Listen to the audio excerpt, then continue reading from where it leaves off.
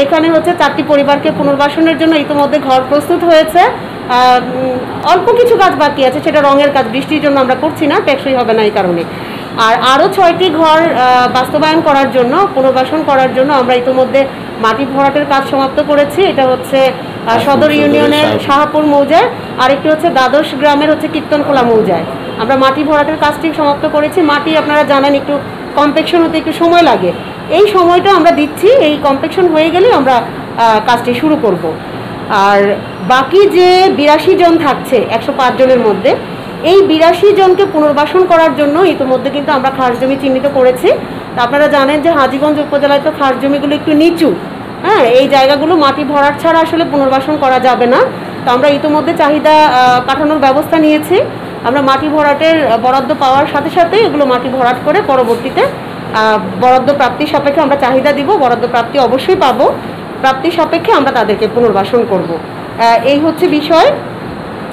আমি এখানে উপজেলা পিআইও সাহেব আছে, যদি পিআইও সাহেব কিছু বলেন, তারপর আমি ওসি সাহেবকে দিব, আমাদের উপজেলা পরিষদের চেয়ারম্যানের মধ্যে বলবেন, তারপর আপনাদের যদি কোনো জিজ্ঞাসা থাকে আমরা সেটার উত্তর দিব।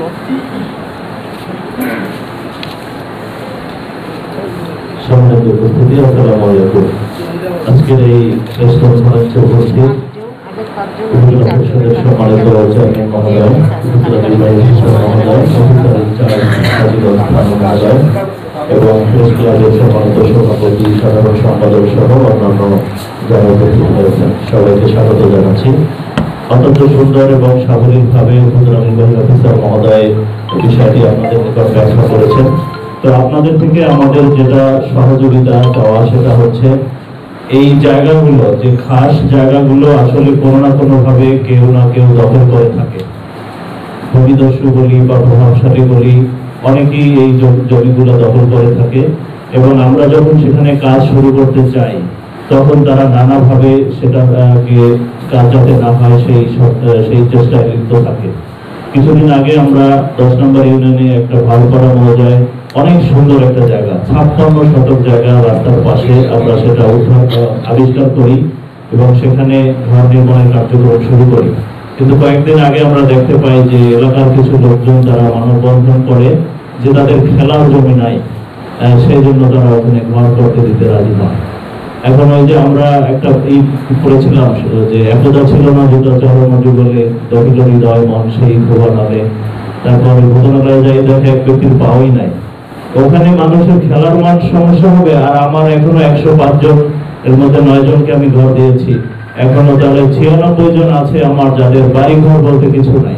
রাতে হয় বাজার স্টেশনে, না হয় রেল স্টেশনে, না হয় ওই বস্তিতে ঘুমায়, অথবা কোনো দোকানের শাটারের পাশে ঘুমায়, অথবা ওই কোনো বাড়ি হয়তো বড় লোক তারা ঢাকায় থাকে, তাদের পরিত্যক্ত জমিতে কোনো রকম থাকে। তো এই বিষয়গুলো আপনারা এতটা গুরুত্ব দিবেন না।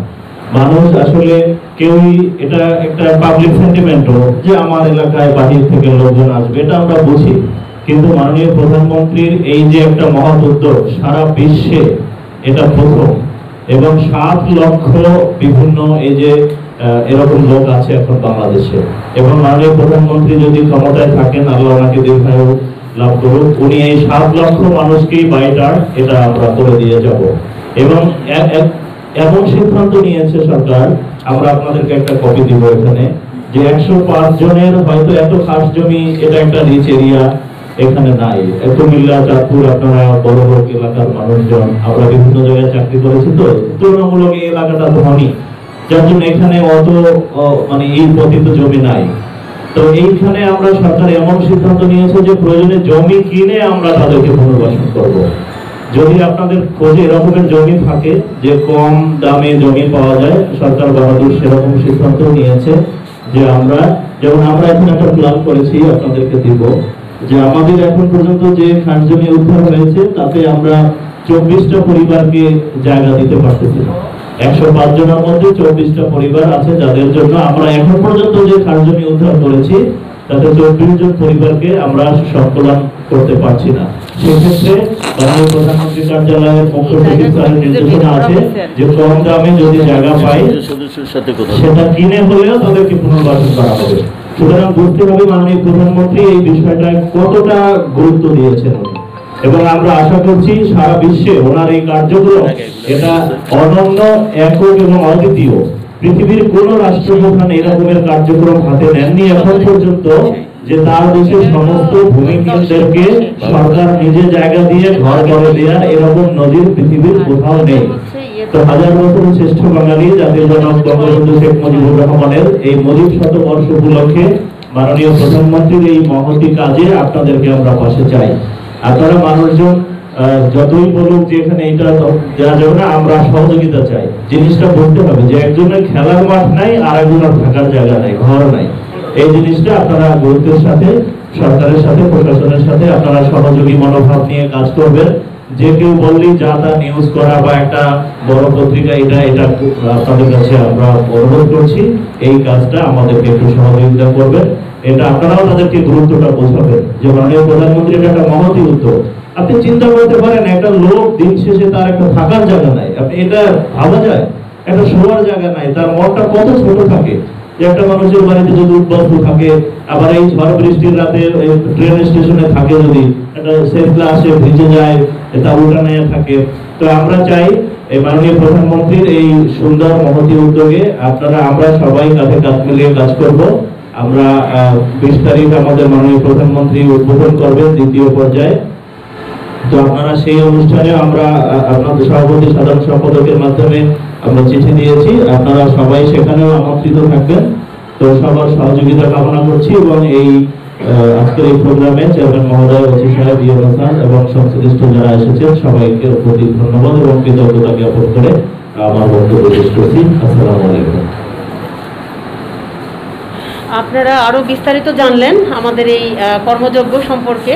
আমাদের কর্মযজ্ঞ বলতে মূলত আমাদের বলবো যে গণপ্রজাতন্ত্রী বাংলাদেশ সরকারের মাননীয় প্রধানমন্ত্রী জননেত্রী শেখ হাসিনা সারা বিশ্বব্যাপী যে দৃষ্টান্ত করেছেন, সেই দৃষ্টান্তের সারথি আমরা সবাই, আপনি আমরা সবাই। আমি বলবো এটা আমাদের জন্য একটা পরম পাওয়া এবং পরম সৌভাগ্যের বিষয় যে এত সুন্দর একটি মহতী উদ্যোগের সাথে আমরা সম্পৃক্ত হয়ে কাজ করার সুযোগ পেয়েছি। এই সুযোগটুকু আমরা সবাই মিলে কাজে লাগাতে চাই এবং আন্তরিকভাবে, শতভাগ আন্তরিকভাবে আমরা সেই কাজটি সবাই মিলে তুলে নিতে চাই। ইতোমধ্যে আমাদের পিএ সাহেব আরও বিস্তারিত আপনাদেরকে বলেছেন।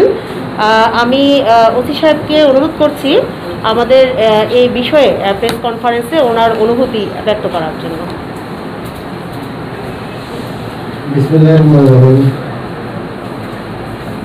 আজকে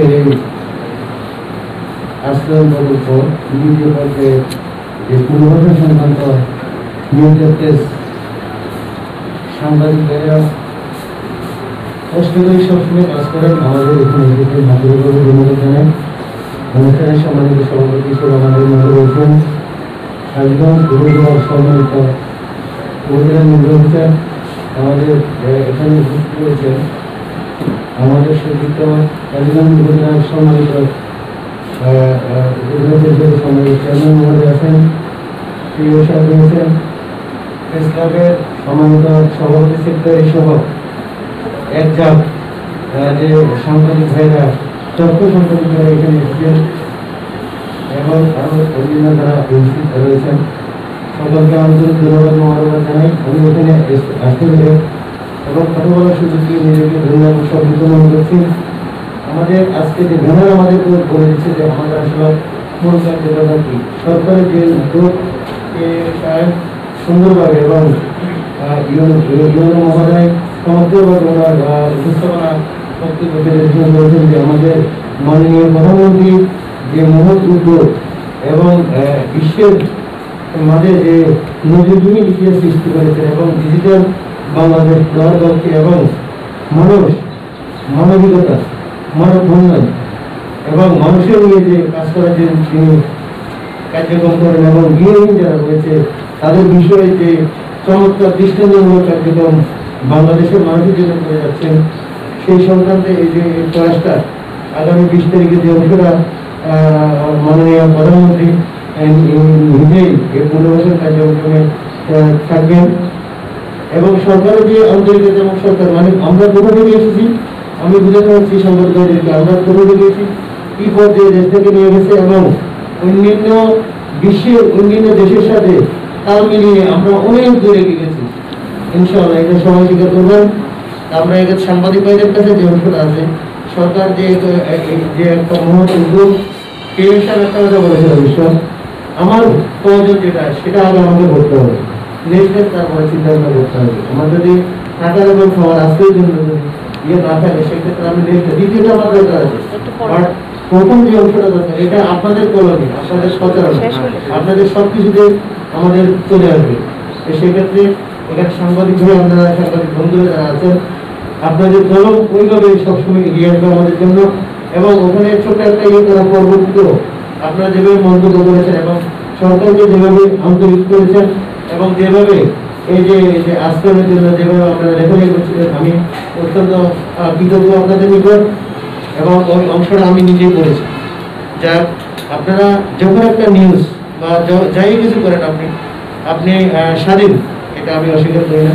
সেক্ষেত্রে এই যে আপনারা চিন্তা করছেন দেশের জন্য, মানুষের জন্য, এই চিন্তা ভাবনাগুলো যেন আপনাদের থাকে এবং আপনারা সেভাবে কাজ করছেন। আমি সবসময় মনে করি যে আপনারা মাঠ তৃণমূল পর্যায়ে থেকে শুরু করে এই যে খবর সাংবাদিকের যে একটা ইয়ে হয়েছে আপনাদের ভিতর, এই কাজগুলো এগিয়ে যেতে হবে।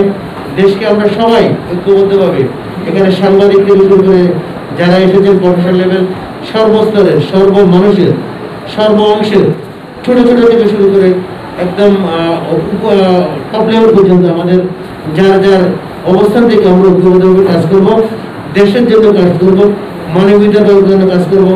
সেই স্বার্থ আমাদের সবসময় থাকবে। যারা এখানে আয়োজন করেছে আজকে, এবং এই সাংবাদিক ভাইদেরকে যারা সম্মানিত করেছে, তাদেরকে কৃতজ্ঞতা জানাই। এবং তারা এখানে কষ্ট করে এসেছেন মেহমান হিসেবে, যারা আছেন সকলকে মোবারকবাদ দিয়েছে।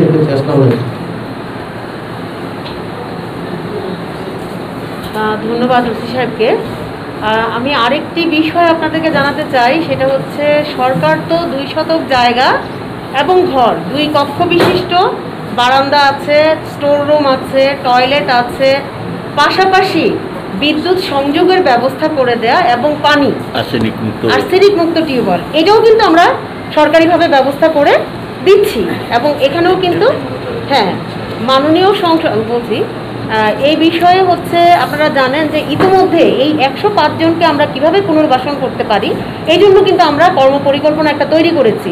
এই কর্মপরিকল্পনা তৈরি করেছি আমাদের যে মাননীয় সংসদ সদস্য মহোদয়, আপনারা জানেন মুক্তিযুদ্ধের জীবন্ত কিংবদন্তি রফিকুল ইসলাম বীরুত্তম, মাননীয় সংসদ সদস্য 405, এবং আমাদের জেলা প্রশাসক অভিজ্ঞ জেলা ম্যাজিস্ট্রেট জনাব অঞ্জনা খান মজলিস মহোদয়ের সার্বিক দিক নির্দেশনায় এবং সদিচ্ছায় আমাদের প্রত্যেকটা উপজেলায় কিন্তু কর্মপরিকল্পনা হয়েছে। একইভাবে আমরা হাজীগঞ্জ উপজেলাও একটি কর্মপরিকল্পনা করেছি।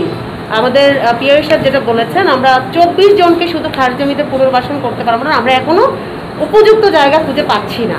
হ্যাঁ, উপযুক্ত জায়গা খুঁজে পাচ্ছি না, যে সরকার সদিচ্ছায় তাদেরকেও কিভাবে পুনর্বাসন করা যায় সেই জন্য কিন্তু ক্রয়েরও সিদ্ধান্ত নিয়েছে, যদি সরকারি জায়গা খুঁজে পাওয়া না যায় সেক্ষেত্রে।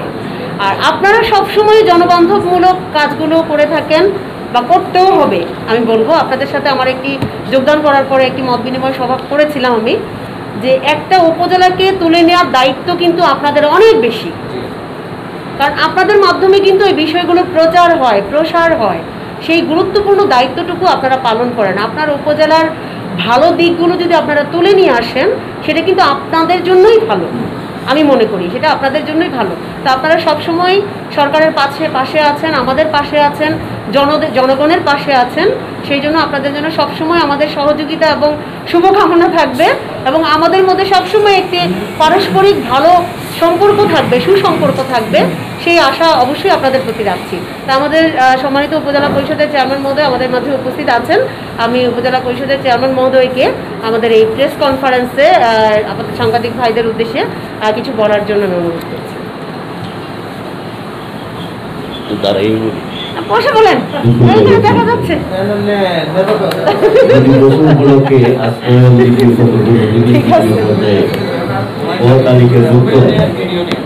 ভূমিহীন ও বিহীন পুনর্বাসিত পরিবারের মধ্যে গৃহপ্রদান বিষয়ে প্রেস কনফারেন্সে আজকে সভাপতিত্ব করছেন আমাদের সাথে পরিবাহী কর্মকর্তা এবং মোমেন আক্তার, উপস্থিত আছেন হাজীগঞ্জ অফিসার ইনচার্জ সরকার হারুনুর রশিদ, উপস্থিত আছেন আমাদের সুদক্ষ অফিসার সাহেব, উপস্থিত হাতিগঞ্জ প্রেস ক্লাব সভাপতি সম্পাদক সহ সকল সম্মানিত সাংবাদিক বৃন্দ, সবাই প্রতি রইল সালাম। আসসালামু আলাইকুম।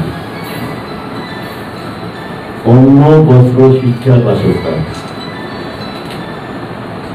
এই চারটি আমাদের মৌলিক অধিকার।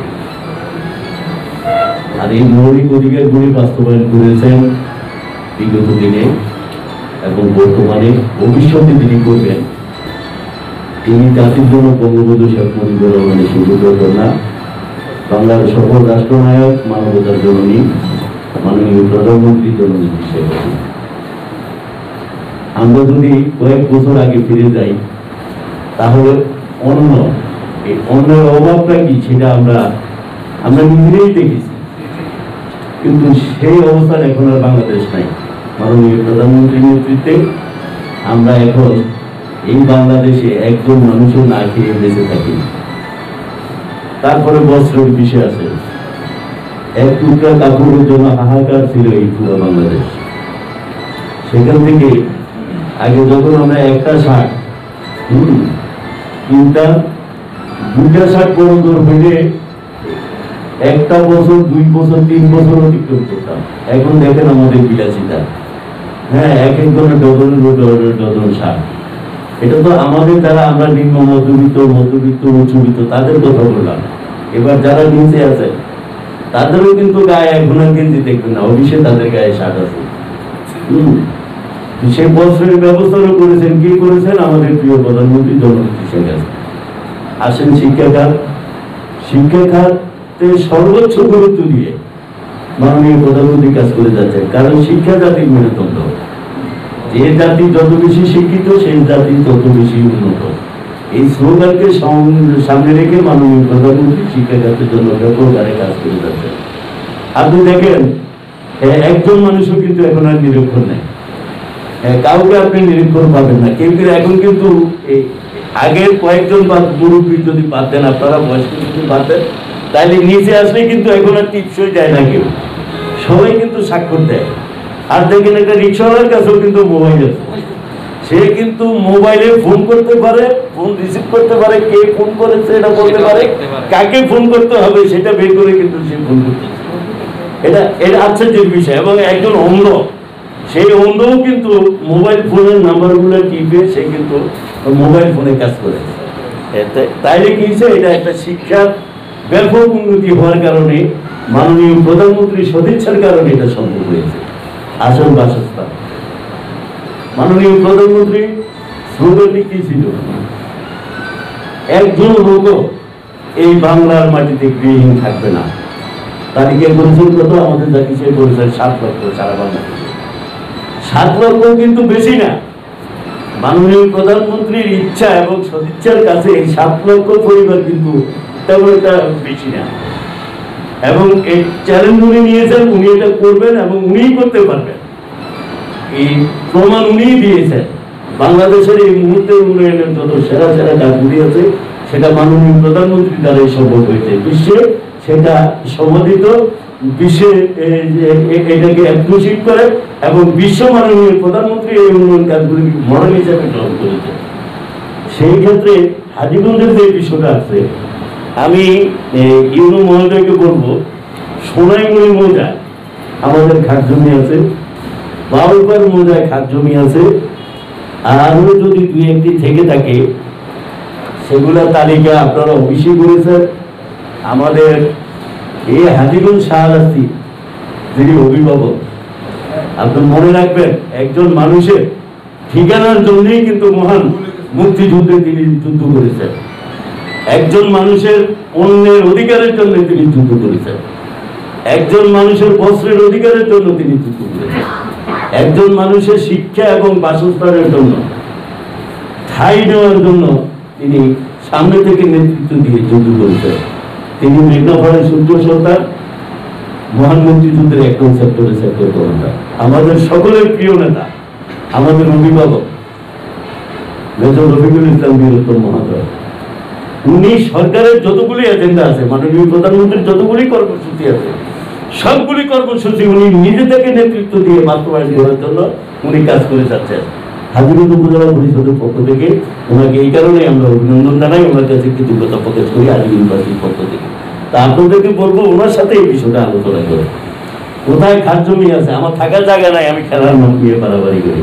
ওই যে আমাদের গ্রামের একটা কথা আছে, আমরা হরি হালামারা হালা হরি ইনাবার, এরকম একটা কথা আছে আর কি। তো আমরা বাড়তে পাই না, আমরা থাকতেই পারি না, আমরা খেলা লয়ে মাতামাতি করি, এগুলো চলবে না।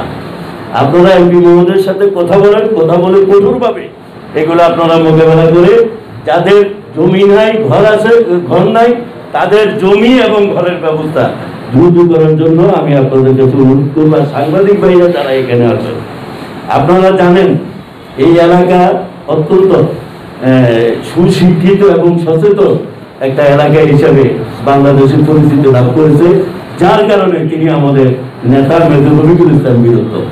তো ওনার এই এলাকা আপনারা সাংবাদিকতা করেন, উনি যেমন সৎ এবং স্বচ্ছ পরিষ্কার রাজনীতি করেন, মানুষের কল্যাণের জন্য কাজ করেন, নিরীহ মানুষের পাশে দাঁড়ান। আপনাদেরকে অনুরোধ করবো ওনার সংসদীয় এরিয়াতে আপনারা সাংবাদিকতা করেন। উনি যেভাবে যে আদর্শ নিয়ে হাজিগঞ্জ সারাস্তি উনি পরিচালনা করেন, আপনাদেরকে অনুরোধ করবো ওনার আদর্শ নিয়ে সততার মাঝে থেকে বস্তুনিষ্ঠ সংবাদ পরিবেশন করে এই হাজিগঞ্জকে যেভাবে উনি এগিয়ে নেওয়ার জন্য চিন্তা ভাবনা করেছেন, আপনাদের সকলের সেভাবে যদি সহযোগিতা থাকে তাহলে হাজিগঞ্জ অনেক অনেক উপরে যাওয়ার সময় বেশি দিন লাগবে না। কারণ ওনার নেতৃত্বে এখানে এই বিভিন্ন দপ্তরের যে অফিসারগুলি এখানে আছেন, ওনারা সবাই সৌকস এবং দক্ষ। আপনারা জানেন আমাদের আগের ইউনুল মহোদয় বৈশাখী বলে দক্ষ ছিলেন, কিন্তু ওনার বদলি হওয়ার সাথে সাথে যিনি এখানে আসবেন, তিনি আসার আগে আমরা জানি উনি আরো অনেক বেশি দক্ষ, উনি আরো সৌকস। এই উপজেলা নির্বাহী অফিসার হিসেবে উনি যেখানে কাজ করেছেন সেখানে উনি সুনাম অর্জন করেছেন। এর আগে উনি চাঁদপুরের ফরিদগঞ্জে এসিলেন্ট হিসেবে দায়িত্ব পালন করেছেন। অনেক তহসিলদার সাথে আমার যোগাযোগ আছে, ওনারা বলেছেন উনি একজন ভালো মানুষ, উনি একজন দক্ষ অফিসার। আমরা মনে হয় একজন ভালো অফিসারকে হাজিগঞ্জ পেয়েছি। আমাদের অনেক হাজিগঞ্জের তহসিল অফিসার কিনা ফরিদগঞ্জে চাকরি করে, তাদের মাধ্যমে আমরা খোঁজখবর পেয়েছি। সেই আরেকজন দক্ষ অফিসার আমাদের এখানে এসেছেন। তাহলে আমরা এমপি মহোদয়ের নির্দেশনা অনুযায়ী ওনাকে কাজে লাগাতে পারবো। এমপি সাহেব ওনার কাজে লাগিয়ে হাজিগঞ্জকে উন্নয়ন এবং সবকিছু মিলে একটি মডেল হাজিগঞ্জ হিসেবে আমরা কাজ করতে পারবো। আমাদের আরেকজন দক্ষ অফিসার হারুন রশিদ সাহেব, ইতিমধ্যে আপনারা জানেন উনি নেশার বিরুদ্ধে সংগ্রাম ঘোষণা করেছেন। আমি হারুন সাহেবকে একটা কথা বলি, আমি কষ্ট পেয়েছি আজকে, কষ্ট পেয়েছি এই কারণে আমি ছোটবেলা থেকে বড় হয়েছি, আমি কোনোদিন নেশাকে সমর্থন করি না, কোনোদিন নেশা গ্রহণ করি নাই। আমার সন্তানেরা যারা আছে তাদেরকে আমি বলেছি তুমি রিক্সাওয়ালা হও, আমার কোনো আপত্তি নাই, তুমি পান দোকানদার হও, আমার কোনো আপত্তি নাই, তুমি একজন প্রতিষ্ঠিত ব্যবসায়ী হও, আমার কোনো আপত্তি নেই, তুমি ডাক্তার ইঞ্জিনিয়ার হও, আমার কোনো আপত্তি নেই, কিন্তু তুমি কোনোদিন নেশাখোর হইতে পারবে না। তোমাকে আমার বাড়িতে হাজিরা দিতে হলে, রুমে যেতে হলে আগে আমার কাছে হাজিরা দিতে হবে। কারণ আমি নেশাখোরদের সাথে আমি চলেছি, বড় হয়েছি। নেশাখোরের চেহারা দেখলে আমি বলতে পারবো ওনার কি অবস্থা।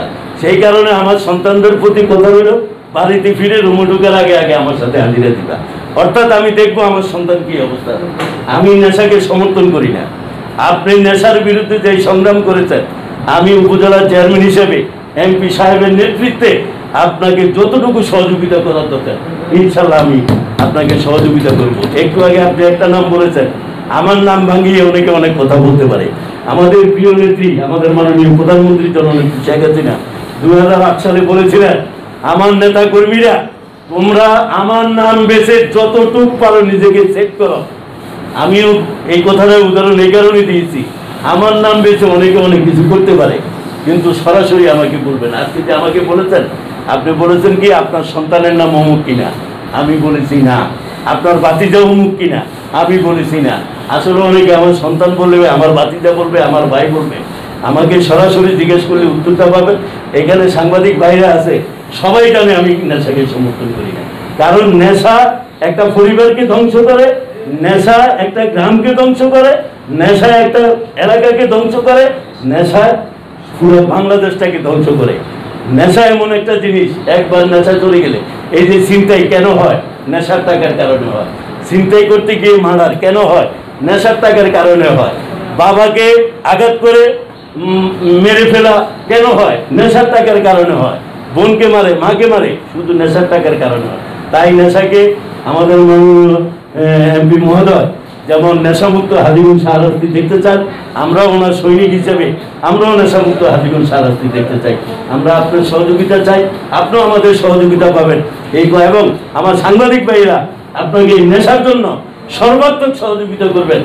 নেশাকে জিরো টলারেট করে যদি আপনি নেশামুক্ত হাজীগঞ্জ করতে চান, আমি বিশ্বাস করি এই সাংবাদিক ভাইরা আপনার পাশে থাকবে।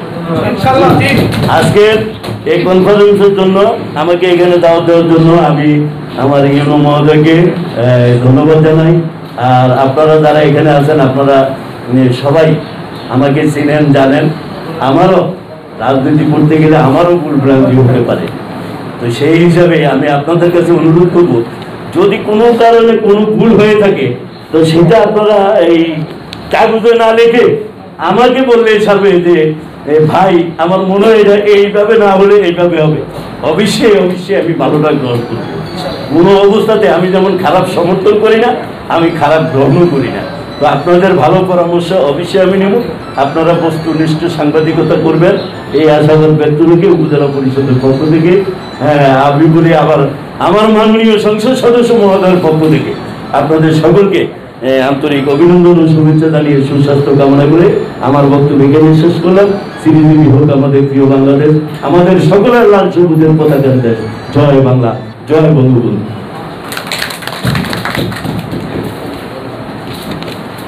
ধন্যবাদ উপজেলা পরিষদের সম্মানিত চেয়ারম্যান মহোদয়কে। আপনারা বিস্তারিত জেনেছেন আমাদের এই কর্মযজ্ঞ সম্পর্কে। আমি আসলে ফ্লোর উন্মুক্ত করে দিব, আপনাদের জন্য ফ্লোর উন্মুক্ত করে দিব।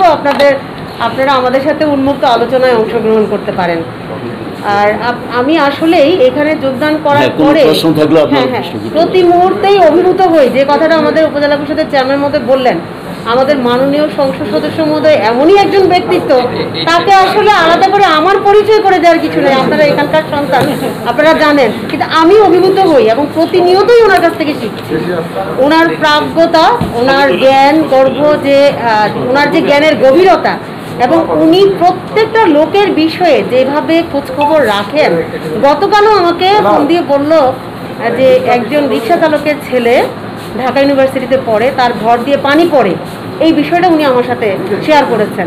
মানে স্যার কীভাবে যে ওনাদের সাথে যোগাযোগ রাখেন এবং তাদের সাথে একেবারেই মানে প্রত্যক্ষভাবে, কোনো অন্যদের মাধ্যমে না, উনি সরাসরি যোগাযোগ করেন তাদের সাথে।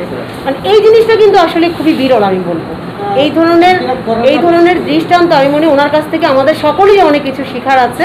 উনি যে পরিচ্ছন্ন রাজনীতি করেন এবং ওনার যে সততার যে দৃষ্টান্ত, সেই দৃষ্টান্ত আমরা সবাই যদি রাখতে পারি আমাদের যার যার অবস্থান থেকে, আমার বিশ্বাস যে বঙ্গবন্ধুর যে স্বপ্ন সোনার বাংলা গড়ার এবং আমাদের মাননীয় প্রধানমন্ত্রী জননেত্রী শেখ হাসিনা আমাদের বাংলাদেশকে যে পর্যায়ে নিয়ে এসেছেন এবং যে পর্যায়ে নিতে চাচ্ছেন, সেই জায়গাটা আরও বেশি, সেই চলার পথটা অনেক বেশি সুগম হবে। তো আপনাদের প্রতি আন্তরিক অভিবাদন এবং